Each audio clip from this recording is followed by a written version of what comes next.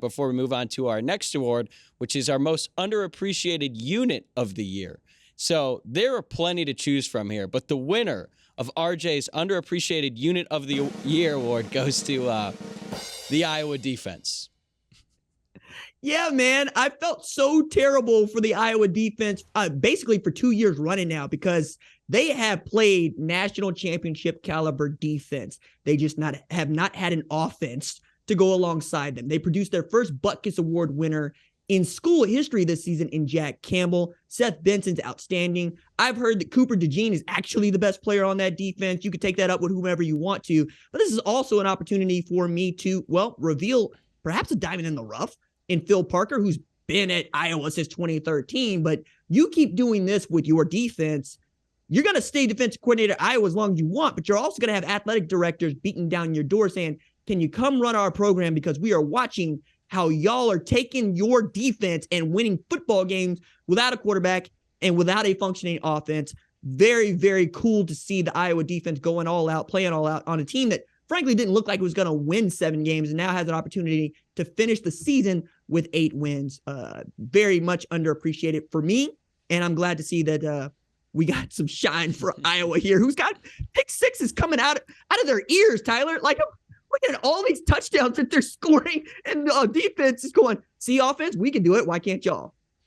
Look, I get it. And it's easy to dismiss Iowa as a collective. This year was not their best year, to put it lightly, but I want to give all the viewers here a quick peek behind the curtain. So RJ and I were on the field for the Iowa-Ohio State game, and we couldn't stay there long because we had to go back and watch the games to get ready for the show.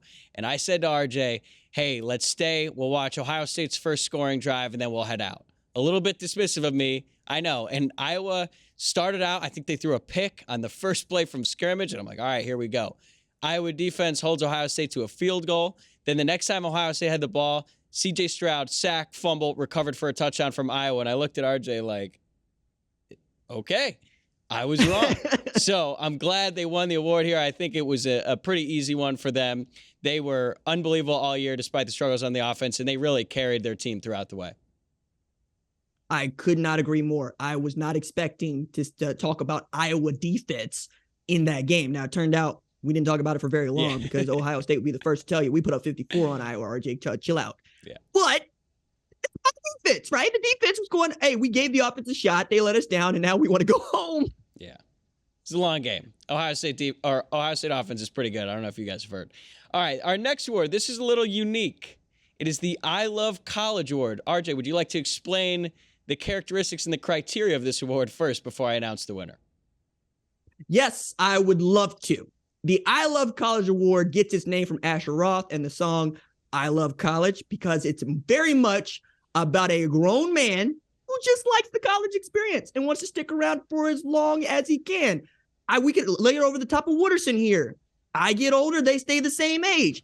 That's how I feel about many of the players in college football now, because with the COVID eligibility and a 5th year, we're seeing guys like Stetson Bennett, for instance, who is the same age, or I shouldn't say the same age, born the same year, 1997, as Lamar Jackson.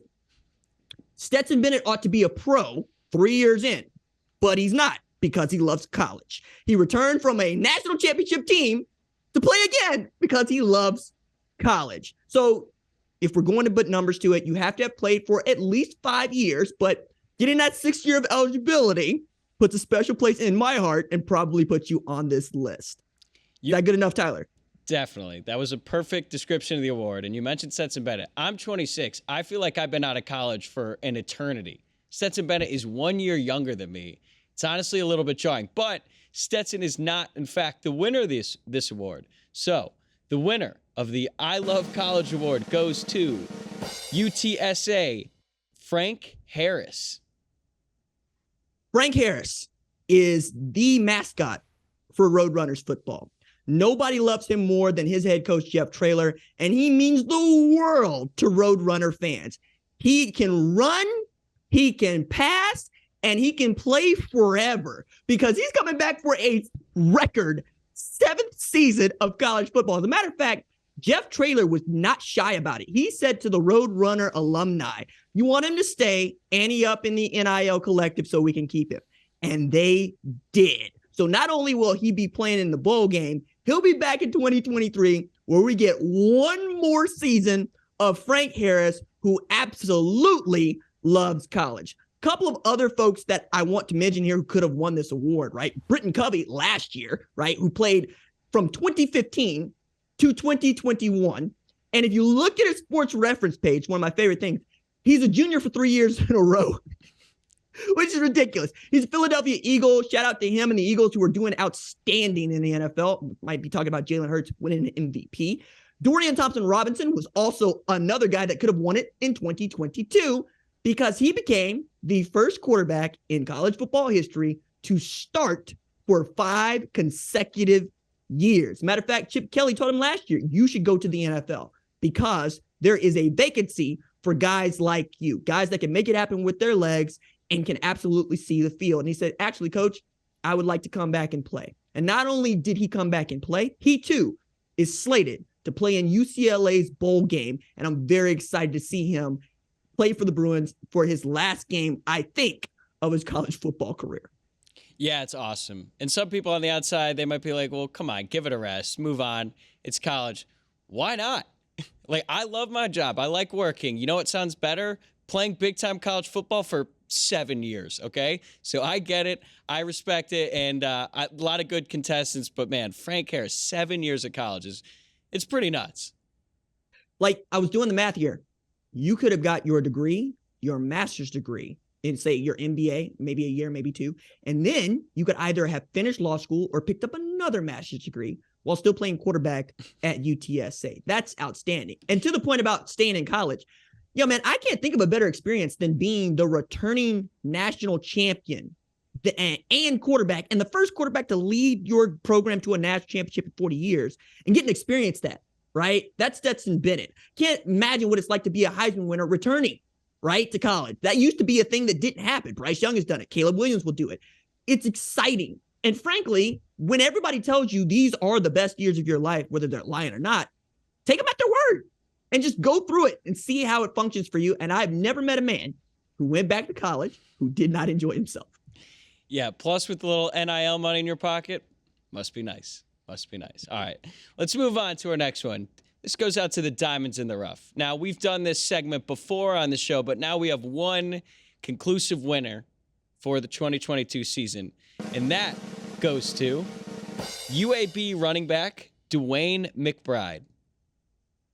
DeWayne McBride wins this mostly because you would have had to have seen him and made it your job to see him to understand how this man became the FBS rushing champion on a 6-win team whose coach retired earlier this summer.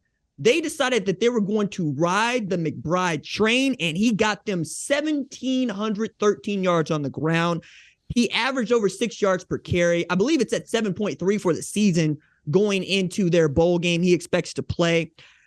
It's an opportunity for me to take a look at group of 5 teams, which we really don't have a whole lot of room for on the show, and say, this dude is a cut above many of the rest. It reminds me of Kevin Smith at UCF a couple of years ago when he was that outstanding guy. I'm excited for UAB football. They have Trent Dilfer taking over as head coach. He's going to make some moves, and he's already talking about breathing fire in the Southeast. And I'm going, yo, buddy, you're down the street from Tuscaloosa. Let's pump the brakes there. This ain't Lipscomb, but it is UAB, which didn't even have a football program a couple of years ago and have produced the FBS champion in rushing. My goodness, that's not too shabby. I'm very excited for DeWayne McBride's future, and we'll see what it looks like. Okay, I've got another one to throw at you. Marshall running back Kalen Laybourne. Marshall do anything this year? Look. I already have a part of Notre Dame that I'm going to talk about. But do you want to describe why you want to talk about Marshall and their outstanding tailback? No, let's table it. All right, let's move on to the play of the year. So there were plenty of unbelievable plays made by college football players this season. Here's a few of the nominees. First one, Cornelius Johnson's first touchdown against Ohio State. Truly changed the game, but not the winner. Brock Bowers' 73-yard touchdown against Florida. Great play, great player, not the best tight end in the country. Anyway, the third one, TCU's game-winning field goal over Baylor. a perfectly executed fire drill on the football field, but none of these three are the true play of the year, at least for the #1 college football show. So, RJ's play of the year goes to Marvin Harrison Jr.'s catch out of Ohio State, and I'm pretty sure you know the one I'm talking about. Is it the one where his knee goes in a direction that knees don't? Oh my God! My knee is snapped like 7 times watching this. And the idea that he got a foot down in bounds and made this catch is ridiculous, right? I believe this catch is the one that cemented him as a Biletnikoff Award finalist, the first one at Ohio State since 1995 when Terry Glenn won the award. Like, I'm so enamored with flexibility because I'm just not, but flexibility with size and speed and strength. And then the idea that you just get up after that and you go play in football, that's ridiculous to me. I also want to take an opportunity to mention another that I left off the list. It's Braden Linsby's catch against Navy, where he pinned it against the back of a Navy football player and then snatched it out of the air. I thought that was an outstanding play. It'd be awesome if we could show it, but I'm going to throw you a bone over there. I'm going to do that for you, Tyler. I'm going to acknowledge you had a play of the year. I appreciate it. Braden Lindsey did make an incredible catch. It honestly should have been an easy touchdown. I think he was wide open for like 10 yards. But nonetheless, little underthrown. He made the play. With the Marvin Harrison Jr. catch, his left leg defies physics to me, right? Like his body is coming down. Like you would think naturally his left foot would go down, just plant and support him. Instead, he's going down, his left leg goes up, and his right leg, somehow he's able to plant it inbounds and make the catch. It was one of the greatest catches I've ever seen, and then you're right, he just shrugs it off like, okay, whatever, next play. Ridiculous. He's an alien. That's why he's Marvin the Martian. Like that, you just don't do that stuff and get up and go play football. Or at least we don't. Right. Only he does. Exactly. And guess what? He's got one more year of college football left, which is crazy to think about. Okay, so our last one here. It's the best of Money in the Bag. I would assume most of you watching and listening to this, you're familiar with this segment. So, RJ, I'm going to just tee it up to you, man. This is all you. Give me the best Money in the Bag from the 2022 season.